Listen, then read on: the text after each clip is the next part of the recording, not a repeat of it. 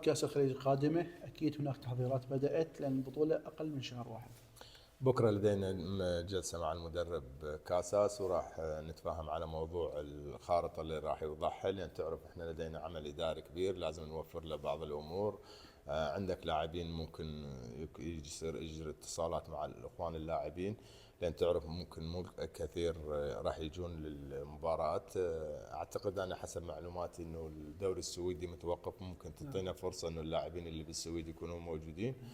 هاي جيدة بالنسبة لنا. أيضا اللاعبين بالدوري العراقي ممكن ننتظر اجتماعنا مع السيد كاساس، حتى السيد كاساس يعطينا خارطة طريق حتى نرتب له هاي الأمور إن شاء الله. أمس كان كابتن عدنان مجتمع مع المدرب، يعني مبدئيا هل هناك خيارات جديدة برأيكم للمنتخب الوطني، يعني إعطاء الفرصة لأسماء أكثر؟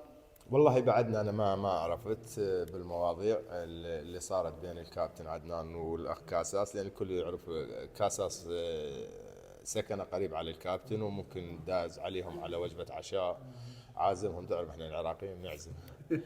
اي، وممكن صار حديث بهذا الموضوع. انا اتكلم ويا كابتن عدنان، لدينا 4 لاعبين، اعتقد الى 5 لاعبين ليس لديهم مو ما عندهم انديه، ولكن ما عندهم لعب استمراريه. اعتقد من ضمنهم اللاعب زيدان، اعتقد حسين علي، نعم.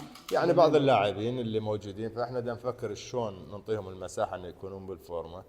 ممكن نقدر نستقطبهم الكاس الخليج، هذا اعتقد بكره راح يبين مع المدرب، وشوف المدرب القائمه اللي راح يختارها. اكيد راح يختار له ما يقارب 40 الى 50 لاعب تكون اوليه، حتى نقدر